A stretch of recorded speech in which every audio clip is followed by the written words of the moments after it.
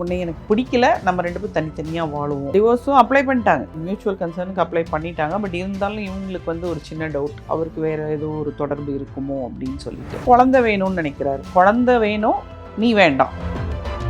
Follow பண்ணி பார்க்கும்போது அவருக்கும் தொடர்பு இருக்கு. அவங்களே ஒரு டிடெக்டிவ் தான். இந்த பொண்ணு என்ன சொல்லுதுன்னா, நானும் எனக்கும் ஒன்றும் ரீமேரேஜ் பண்ணணுங்கிற அவசியம்லாம் இல்லை. அவரும் வந்து ரீமேரேஜ் பண்ணாமல் அவர் தனியாக இருந்துட்டு என் பொண்ணை நாங்கள் 2 பேரும் இந்த மாதிரி வளர்க்குறதா தான், அதில் எனக்கு ஒரு அப்ஜெக்ஷனும் இல்லை.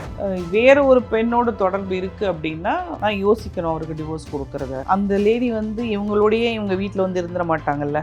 அவங்களுக்கு பிரச்சனை இங்கே வந்து இருந்துடக்கூடாது. என் புருஷன் எனக்கு மட்டும்தான், யாருக்கும் இல்லை அப்படிங்கிற காலம் போய் ஓகே இருந்தால் இருந்துட்டு போட்டோம், குழந்தையோட மனநிலைமை பாதிக்காத அளவுக்கு இருந்தால் போதும். யாரோட ரிலேஷன்ஷிப் இருக்குன்னு பார்க்க சொன்னீங்க, பார்த்தாச்சு. ஒருவேளை அந்த பெண்மணியும் டிவோர்ஸ் அப்ளை பண்ணியிருந்தாங்கன்னு வைங்க, என்ன பண்ணுவீங்க? டிவோர்ஸ் வாங்கிட்டு வந்து நீங்கள் வந்து உட்காந்துட்டா ஒன்றும் பண்ண முடியும். ஒன்றும் பண்ண முடியாது. நக்கீரன் நேயர்களுக்கு வணக்கம். நான் விஜய் ஹரிஹரசுதன். இன்றைக்கி நம்ம கூட டிடெக்டிவ் மாலதி மேம் தான் இருக்காங்க. அவங்க பார்த்த பல கேசஸ் பற்றி ஒவ்வொரு எபிசோட்லையும் சொல்லிட்டு இருக்காங்க. இன்றைக்கும் அதே மாதிரி ஒரு கேஸ் பற்றி தான் பேச போகிறோம். வணக்கம் மேடம். வணக்கம். இதை பற்றி மேடம் நம்ம பேச போகிறோம். எத்தனை கதைகள் இதுக்கு முன்னாடி பல குடும்பங்களோட பேசியிருக்கோம். ஆமாம். இன்னைக்கு அந்த வரிசையில் இந்தியாவோட வந்து குடும்ப கலாச்சாரம் தான் பெருசு இல்லையா? எப்போதுமே அந்த குடும்ப கலாச்சாரத்துலனால நம்ம குடும்ப கதையை தான் பேச வேண்டியிருக்கு. அந்த கலாச்சாரத்துலேருந்து வெளியே போய்கிட்டு இருக்கிறாங்கிறத பற்றி பேசணும் அப்படின்னு நினைக்கும் போது மனசுக்கு வருத்தமாக இருக்குது. நம்ம பல எபிசோடில் இதை பற்றி சொல்லியே இருக்கீங்க லைட்டாக. ஆமாம், இது இனி வரும் காலங்களில் இன்னும் அதிகமாச்சுனாக்க எல்லாருமே தனியாக வளர மாதிரி ஆகிடும். இந்த செப்பரேட் லைஃப். ஆமாம், அவங்கவுங்க ஏதோ ஒரே வீட்டில் கூட ஒரு ரூம்குள்ளே நான் இருந்துக்கிறேன் நீ இருந்துக்கிறேங்கிற மாதிரி கூட வாழ ஆரம்பிச்சிருவாங்களோன்ற ஒரு பயம் இருக்குது எனக்கு. குழந்தை குட்டிங்க இப்போ என்ன சொல்கிறாங்க, நீயும் நானும் பிரிஞ்சிருப்போம், குழந்தை குட்டியே சேர்த்து வளர்ப்பாங்க. அது எப்படி சேர்த்து வளர்ப்பாங்க? ஓ, இது மாதிரிலாம் இருக்கா? ஆமாம், எனக்கு தெரியாது. என்கிட்ட இப்போ ஒரு கிளைண்ட் வந்தாங்க, நீங்கள் இதெல்லாம் கண்டுபிடிச்சி தரணும், எதுக்கு என்ன பண்ணுறீங்க? இல்லை குழந்தைங்க இருக்குது, குழந்தைய வந்து நாங்கள் 2 பேரும் சேர்த்து வளர்த்தலான்னு சொல்கிறாங்க, ஆனால் தனியாக இருக்கணுன்றாங்க. அது எப்படிமா தனியாக இருந்து சேர்த்து வளர்த்த முடியும்? இங்கே 2 நாள் அங்கே 2 நாள் இருக்கிறதுக்கு பேர் சேர்த்து வளர்த்துறது போல இருக்கு. புது ஃபார்முலாவாக இருக்கு. ஆமாம், வீக் டேஸ் ஒரு இடத்துல, வீக்கெண்ட் ஒரு இடத்துல இருக்கிறது சேர்த்து வளர்க்குறது. எதுக்காக அவங்க வந்தாங்க? இந்த ஒரு முடிவு எடுத்ததுக்கப்புறம் ஏன் அவங்கள்ட்ட வரணும்? அவருக்கு என்ன வேறு ஏதாவது தொடர்பு இருக்கா? உன்னை எனக்கு பிடிக்கல, நம்ம 2 பேரும் தனித்தனியாக வாழுவோம் அப்படின்னு சொல்லி தான் வந்து கேஸே வந்த அவங்க 2 பேருக்குள்ளே வந்த பிரச்சனை. டிவோர்ஸும் அப்ளை பண்ணிட்டாங்க. அப்ளை பண்ணிவிட்டு அந்த மியூச்சுவல் கன்சர்னுக்கு அப்ளை பண்ணிட்டாங்க. பட் இருந்தாலும் இவங்களுக்கு வந்து ஒரு சின்ன டவுட், அவருக்கு வேறு ஏதோ ஒரு தொடர்பு இருக்குமோ அப்படின்னு சொல்லிட்டு. ஸோ அதுக்காக தான் நம்மக்கிட்ட வந்தாங்க. ஓகே. ஆமாம், இது வந்து பெண் குழந்தையாக இருக்கிறதுனால இவங்கக்கிட்ட இருக்க வேண்டிய ஒரு கட்டாயம் வந்துடுது. குழந்தை வந்து டிசைட் பண்ணுற வரைக்கும். இப்போ குழந்தை வந்து இல்லை நான் அப்பாவோட போகிறேன்னாக்கா அனுப்பிச்சிடுவாங்க. பட் பெண் குழந்தையாக இருக்கும் பட்சத்தில் நார்மல் இதுபடி வந்து அம்மாட்ட தான் இருக்கும். ஸோ இவங்களுக்கு என்னடான்னா, இவர் வந்து நம்ம 2 பேருக்கு ஒத்து வரல அப்படின்னு சொல்லிட்டு தனித்தனியாக இருக்கலாம் அப்படின்னு சொல்லி முடிவு பண்ணுறாங்க. அப்போது இவங்களுக்கு என்ன டவுட் அப்படின்னா, இவருக்கு வேறு ஏதோ ஒரு தொடர்பு இருக்கிறதுனால தான் என்னை வந்து அவர் நெக்லெக்ட் பண்ணுறாரு, வேணாம் அப்படின்னு நினைக்கிறாரு. ஆனால் குழந்தை வேணும்னு நினைக்கிறாரு. குழந்தை வேணும், நீ வேண்டாம், இதுதான்.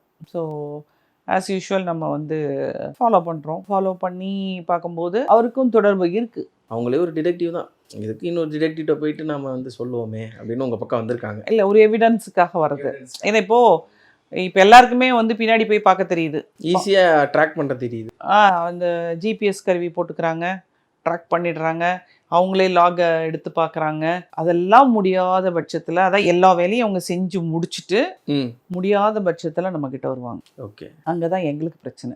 இவங்க தான் எல்லாரையும் பண்ணிட்டாங்கல்ல, அப்போ அவனுக்கு எப்படின்னா பார்க்குறதெல்லாம் பேய் மாதிரியே தான் தெரியும். சந்தேகப்பாரு, யாரோ வராங்க. ஆமாம், அதனால எங்களுக்கு ரொம்ப டஃப் ஆகிடும். ஸோ நான் என்னென்னா, நீங்கள் பண்ணணுன்னா ப்ரொஃபஷ்னலாக வந்து எங்கிட்ட கொடுத்துட்டீங்கன்னா, நீங்கள் பார்த்துருந்தா கூட எங்ககிட்ட சொல்லிடுங்கன்னு தான் சொல்வேன். நீங்கள் பார்க்காதீங்க அப்படின்னு நான் சொல்ல மாட்டேன். பார்த்துருந்தாலும் பார்த்துட்டேன், நாங்கள் இந்த மாதிரிலாம் பண்ணோம், இப்படிலாம் மாட்டிக்கிட்டோம் அப்படிங்கிற விஷயத்தை எங்ககிட்ட சொல்லிட்டா, அதுக்கப்புறம் என்ன பண்ணணுமோ அதை நாங்கள் பார்த்துக்குவோம். அந்த சீக்கிரட் இப்போ சொல்ல முடியாது, எப்பவும் சொல்ல மாட்டோம். இல்லை, எதிர்பார்ப்பாங்க ஒரு வேளை அடுத்தாதான் சொல்ல போகிறாங்க. அது கண்டிப்பாக அதுதானே என்னுடைய தொழில் ரகசியம். இதில் வந்து there is no rules and regulations. இப்போ வந்து ஒரு மெஷினில் வந்து அரிசியை கொட்டா அப்படியே அரைச்சி இதில் வரும் அப்படிங்கிற மாதிரி வந்து நம்மளுடைய ஒரு பேட்டர்னே கிடையாது. ஒரு கேஸுக்கும் நாங்கள் விதவிதமாக யோசித்து அந்த கேஸை வந்து நாங்கள் செய்ய வேண்டிய ஒரு நிர்பந்தத்தில் தான் இருக்கிறோம்.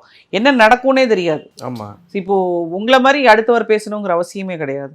அப்போ அந்த ஆள் என்ன பண்ணுறாரோ அதுக்கு ஏற்ற மாதிரி நாங்கள் உடனே எங்களோட அடுத்த மூவை நாங்கள் பண்ணணும். ஸோ இதுதான் எங்களுடைய தொழில் ரகசியம். இதை வந்து எல்லாராலையும் பண்ணிட முடியாது. எல்லா காமன் மேனும் என்ன நினைக்கிறாங்கன்னா, ஏன் இவங்க சொல்லிடக்கூடாதா, சொல்லிட்டா நம்ம பண்ணிடலாமா அப்படின்னு.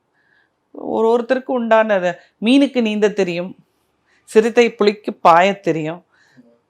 அது மாதிரி தானே எல்லாராலையும் எல்லா விஷயத்தையுமே பண்ணிட முடியாது. அவ்வளோ ஃபாலோ பண்ணும்போது அவருக்கு அந்த சந்தேகம் இருந்துச்சுன்னு நீங்கள் அதை உணர்ந்தீங்களா? ஆமாம், அது என்ன ஆகிடும்னு கேட்டிங்கன்னா, நாங்கள் ஃபாலோ பண்ணும்போது இட்ஸ் நாட் லீகலி அப்ரூவ்ட்.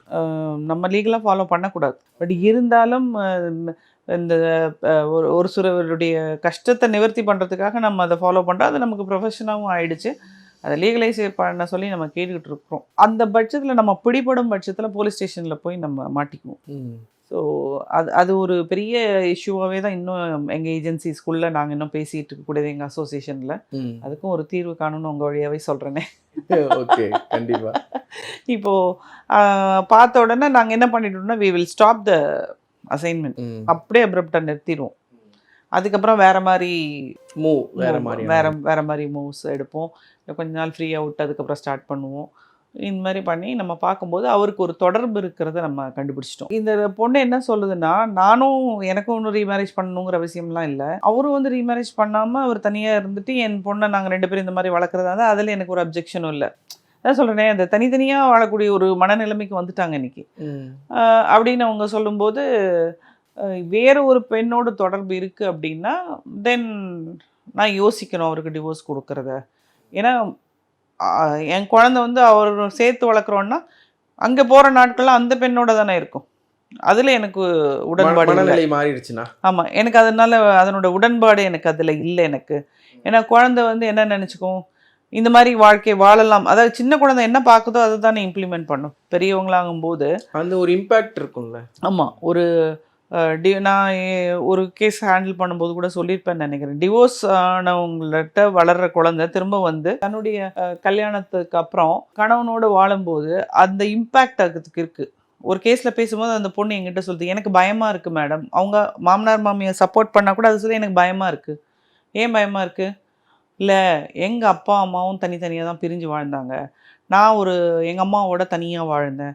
அதே மாதிரி நிலைமை என் குழந்தைக்கு வந்து விடுமோ, அந்த உள்மனதில் இருந்துகிட்டே இருக்கு. அந்த மாதிரி வந்து நம்ம இந்த வருங்கால சந்ததிகள் நம்ம தள்ளிக்கிட்டு இருக்கிறோம் அப்படிங்கிறத நான் சொல்றதுல ரொம்ப வருத்தத்தோட நான் சொல்லிக்கிறேன். மன வாழ்க்கைக்குள்ள என்டர் பண்ணீங்கன்னா அது சக்ஸஸ்ஃபுல்லாக கொண்டு போகிறதுக்கு 2 பேரும் நிறைய விஷயங்களை விட்டு கொடுத்து தான் போகணும். ஒரு ஈஸி கோ லைஃபாக யாருமே அதை எடுத்துக்க கூடாது அப்படிங்கிறது என்னுடைய கருத்து. இப்போ இந்த இதில் நம்ம பார்த்ததுக்கப்புறம் அந்த பையன் எப்படி எவ்வளோ தெளிவாக சொல்லியிருக்கான்னா, அந்த பொண்ணு ஆல்ரெடி மேரீடு பொண்ணு தான். அதனால அவர் வந்து அந்த அம்மா அங்கே இருக்கட்டும், இவர் வேணுங்கும் போது இவர் பார்த்துப்பாரு, அதனால் இவரோட குழந்தைங்க வச்சு வளர்த்துக்கலாம் அப்படிங்கிற முடிவுக்கும் வந்துட்டார். அம்மா வீட்டில் 5 நாள், அப்பா வீட்டில் 2 நாள். ஸோ இதை வந்து நாங்கள் கூப்பிட்டு அந்த பொண்ணுக்கிட்ட சொல்கிறோம். அந்த அம்மா டைவர்ஸ் அப்ளை பண்ணியிருக்கானா இல்லையா என்னங்கிறது தெரியாது. ஆனால் அவங்களுக்கு ஒரு குடும்பம் இருக்குது, அவங்களுக்கும் குழந்தைங்க இருக்குது, அவங்களோட தான் அவங்க வீட்டுக்காரருக்கு ரிலேஷன்ஷிப் இருக்குது. இப்போ நீங்கள் உங்கள் கையில் தான் இருக்குது, நீங்கள் என்ன பண்ணணுங்கிறத முடிவு எடுக்கிறது. அவங்க கேட்குறாங்க, அந்த லேடி வந்து இவங்களோடையே இவங்க வீட்டில் வந்து இருந்துட மாட்டாங்கல்ல, அவங்களுக்கு பிரச்சனை இங்கே வந்து இருந்துடக்கூடாது. ஆமாம், ஏன்னா என்னுடைய குழந்தையோட மனநிலைமை பாதிக்கப்பட்டுடும் அப்படின்னு சொல்லி அவங்க என்கிட்ட கேட்குறாங்க. அதாவது மனிதர்களுடைய மனம் எப்படி மாறிவிட்டதுன்னு பாருங்கள். என் புருஷன் எனக்கு மட்டும்தான், யாருக்கும் இல்லை அப்படிங்கிற காலம் போய் ஓகே இருந்தால் இருந்துட்டு போட்டோம், ஆனால் என் குழந்தையோட மனநிலைமை பாதிக்காத அளவுக்கு இருந்தால் போதும் அப்படிங்கிற ஒரு தாட்டுக்கு வந்துட்டாங்க. ஸோ இது வந்து எனக்கு தெரிஞ்சு வந்து இது ஒரு நல்ல ஒரு விஷயமாக நான் அதை கருத மாட்டேன். நான் அது ஓகே. ஃபைனலாக அவங்க சொன்னது என்ன மேடம்? இந்த விஷயம் தான் சொன்னேன். ஆமாம், இந்த விஷயந்தான் அவங்க சொன்னாங்க. நான் சொன்னேன், நீங்கள் பார்த்துக்கோங்க, எனக்கு தெரியாது, நீங்கள் அவங்க யாரோட ரிலேஷன்ஷிப் இருக்குன்னு பார்க்க சொன்னீங்க, பார்த்தாச்சு. ஒருவேளை அந்த பெண்மணியும் டிவோர்ஸ் அப்ளை பண்ணியிருந்தாங்கன்னு வைங்க, என்ன பண்ணுவீங்க? டிவோர்ஸ் வாங்கிட்டு வந்து நீங்கள் வந்து உட்காந்துட்டா ஒன்றும் பண்ண முடியாது. ஸோ பொறுத்திருந்து நீங்கள் அதுக்கு பதில் கொடுக்கலாமே ஒழிஞ்சு, நீங்கள் வந்து தனித்தனியாக தானே இருக்கிறீங்க, டிவோர்ஸ் வாங்காமலே தனித்தனியாக இருக்குன்னு அப்படியே இருங்க. நீங்கள் டிவோர்ஸ் கொடுத்தா தானே அவர் இன்னொருத்தரை கல்யாணம் பண்ண முடியும். எதுக்கு டிவோர்ஸ்ன்ற ஒரு வார்த்தை இங்கே வருது? இன்னொரு பெண்ணை மறுமணம் பண்ணிக்கிறதுக்காக தானே இவர் வந்து டிவோர்ஸுங்கிற ஒரு விஷயத்தை கேட்குறாங்க. ஸோ அதனால் நீங்கள் டிவோர்ஸ் கொடுக்க மாட்டே, நீ தனியாக இருக்கேன் நான் தனியாக இருக்கேன் 2 பேரும் சேர்த்து வளர்ப்போன்னே சொல்லிடுங்க. அவர் சொன்னது சார் அவருக்கே திருப்பி சொல்லிடுங்க அப்படின்ட்டீங்க. ஆமாம். இப்போ நீங்கள் ஒரு வார்த்தை சொன்னீங்க வந்து இப்போ வாழ்கிறதே வந்து செப்பரேட்டாக வாழணுங்கிற ஒரு மனநிலை வந்து. ஆமாம். முன்னாடியெல்லாம் வந்து என் புருஷன் தான் எனக்கு மட்டும்தாங்கிற அந்த ஒரு அந்த விஷயங்கள்லாம் இருக்குல்ல. ஏன் இந்த காலகட்டத்தில் இந்த ஒரு கிரிப்னஸ் இல்லைன்னு நினைக்கிறீங்க? ஒரு ரிலேஷன்ஷிப்பில் ஒரு கிரிப் இல்லாத ஒரு ரிலேஷன்ஷிப்பாக ஏன் இது இருக்குது? இவ்வளோ கேசஸ் நீங்கள் ஹேண்டில் பண்ணுறதுனால நான் கேட்குறேன். அதாவது மனிதர்களுடைய மனநிலைமையில் பயங்கர சேஞ்சஸ் இருக்குது. இப்போ வந்து விமன் வந்து சமையல் கட்டில் இருக்கிறது மட்டும் போய் வெளியில் வந்து வேலைக்கு வர ஆரம்பித்தோம். ஸோ திஸ் இஸ் அ பயங்கர டிரான்சிஷன் பீரியட். இது ரொம்ப வருட காலங்களாக நடந்துட்டு இருக்குது. எல்லாரும் படிக்காமல்லாம் கிடையாது. டாக்டர்ஸ் எல்லாம் எந்த காலத்துலேயும் வந்துட்டாங்க. இப்போ விமானத்தில் பெண்கள் பணியாற்றுறாங்க. எல்லாமே இருக்குது.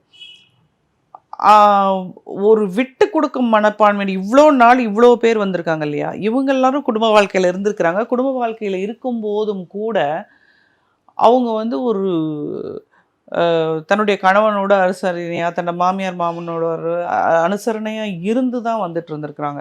இந்த விட்டு கொடுக்கக்கூடிய மனப்பான்மை அப்படிங்கிறது இருந்தது அந்த காலத்திய பெண்களுக்கு, எங்களை மாதிரி பெண்களுக்கு. ஆனால் இன்னைக்கு வர பிள்ளைங்க, நோ திஸ் இஸ் ராங், வீக்கெண்டா you have to take me out, you have to spend so much on me, நீ முதல்ல உன்னோட சேல்ரி பே ஸ்லிப் கொண்டு வா, அதுக்கப்புறம் தான் கல்யாணம். ஸோ எங்கே போகுதுன்னா, வாழ்க்கைன்னா வந்து கஷ்டப்பட்டு வாழறது வாழ்க்கைன்றதெல்லாம் இந்த குழந்தைங்களுக்கு கிடையாது. அந்த காலத்துலலாம் கஷ்டப்பட்டு சேர்த்து வச்சு, இன்றைக்கி வந்து பார்த்தீங்கன்னா ஒரு 1.5 லட்ச ரூபா வாங்குகிற ஒரு பையன்கிட்ட போய் இன்றைக்கி வந்து ஒரு வீடு பார்க்குறாங்க, அட்வான்ஸ் கொடுக்கறதுக்கு பணம் கேட்டு பாருங்கள். அவங்க என்ன தெரியுமா சொல்லுவாங்க, அடுத்த மாதம் கொண்டு வந்து தரேன்னுவாங்க. ஏன்னா எனக்கு இந்த எக்ஸ்பீரியன்ஸ் இருந்திருக்கு. எங்களுக்கு ஒரு வீடு நாங்கள் வாடகை கொடுக்கும்போது, ஐடியில் வேலை பார்க்குறேன் ஆண்டி, எனக்கு 1.5 lakhs சேலரி அப்படின்னாங்க. சரிப்பா அட்வான்ஸ் வந்து பே பண்ணிடுங்க வீட்டுக்கு வரத்துக்கு முன்னாடின்னு சொன்னேன். ஆண்டி நான் வீட்டுக்கு வந்துட்டு பே பண்ணுறேன் அப்படின்னாரு. வீட்டுக்கு வந்துட்டு பே பண்ணுறேன், அது என்னப்பா அந்த மாதிரிலாம் கொடுக்குறது இல்லையே. இல்லை ஆண்டி நான் வந்து அட்வான்ஸ் வந்து இருந்த வீட்டில் வாங்கணும், அதுக்கப்புறம் தான் கொடுக்க முடியும், இல்லைனா சேல்ரி வாங்கி தான் கொடுக்க முடியும். இப்போ நீ 1.5 lakhs வாங்குறேங்கிற, வாட் இஸ் யுவர் ஏர்னிங் அப்படின்னு கேட்டால், நான் வந்து பைக்கை வாங்கினேன், நான் இதை வாங்கினேன், அதை வாங்கினேன், எல்லாமே இஎம்ஐ. அப்படி ஒரு வாழ்க்கை வந்து வாழ ஆரம்பிச்சிட்டாங்க எல்லாருமே. அப்போது ஜாலியாக இருக்கணும், காஃபி ஷாப் போகணும், மால் போகணும், டின்னருக்கு அவுட்டிங் போகணும், அப்புறம் பப்பு போகணும், வீக்கெண்ட் ட்ரிப்பு போகணும், இல்லை மந்த் எண்டு ட்ரிப்பு போகணும். இதெல்லாம் மந்த் எண்ட் இல்லை, மந்த் பிகினிங் ட்ரிப். மந்த் எண்டில் கையில் காசு இருக்காது. ஸோ மந்த்லி ஒரு ட்ரிப்பு போயாகணும் அப்படிங்கிற மாதிரி ஜாலியாக இருக்கணும். நான் சேர்த்து வைக்கணுங்கிற அவசியம் இல்லை எனக்கு அப்படிங்கிற ஒரு நிலைமையில தான் இன்றைக்கி இருக்கிறாங்க. இந்த பிரச்சனைகள்லாம் காரணம் அதுதான். அதாவது இவங்கெல்லாம் ஜாலியாக ஓடிக்கிட்டே இருக்கணும், கஷ்டம்னா என்னன்னு எனக்கு தெரியக்கூடாது அப்படின்னு வளர்ந்த பிள்ளைங்க தான் இந்த பிரச்சனைக்கு காரணமே. முன்னால் நீங்கள் சொன்ன மாதிரி தான், முன்னாலாம் ஒரு ரிலேஷன்ஷிப், எந்த ஒரு ரிலேஷன்ஷிப்பாக இருந்தாலுமே ஒரு ஆரம்ப காலத்தில் சகிப்புத்தன்மை இருந்தால் தான் அதோட வேல்யூ வந்து இன்க்ரீஸ் ஆகும். காலப்போக்கில் அது பழகிடும், இயல்பாகிடும். எல்லாருமே இயல்பாக பழக ஆரம்பிச்சிடுவாங்க. இப்போ ஃபஸ்ட் அட்டம்ப்ட்லேயே இல்லை பிடிக்கல அப்படிங்கிற ஒரு மனநிலையில் இருக்காங்க. இல்லை, ஃபார் எக்ஸாம்பிள் சொல்லணும்னா, அன்றைக்கெல்லாம் வந்து கவர்மெண்ட் ஜாபில் இருக்கவங்களுக்குலாம் மேக்ஸிமம் என்ன 5,000 ரூபாய், 6,000 ரூபாய், 8,000 ரூபாய் இதுதான் சேலரி இருந்திருக்கும். இந்த பொண்ணை கல்யாணம் பண்ணி வைப்பாங்க. பொண்ணு வந்து எந்தவித ஒரு எதிர்பார்ப்புமே இல்லாமல் அம்மா வீட்டிலேருந்து சீர்வரிசையோடு வந்து இறங்கும். அம்மா வீட்டிலேருந்து அது அந்த காலத்திய ஒரு பழக்கம். பெண்கள் வந்து அனுப்பிச்சி வச்சுட்டாங்கன்னா, இவங்க வந்து மாதம் மாதம் வந்து மளிகை ஜாமான் கொண்டு பெண்கள் வீட்டில் வச்சு கொடுத்துட்டு, பொண்ணுக்கு கொடுத்துட்டு, பொண்ணு நல்லா இருக்கான்னு நல்லா விசாரிச்சுட்டு போவாங்க. ஏன்னா மாப்பிள்ளையோட வருமானம் பத்தாது, பிள்ளை ஏதாவது கேட்டு சண்டை கிண்டை வந்துருமோ, அவங்க ஒரு ஸ்டெடி லைஃப் வர வரைக்கும் அப்படின்னு நினச்சி பெரியவர்கள் அந்த மாதிரி ஒன்று செஞ்சுக்கிட்டு இருந்தாங்க.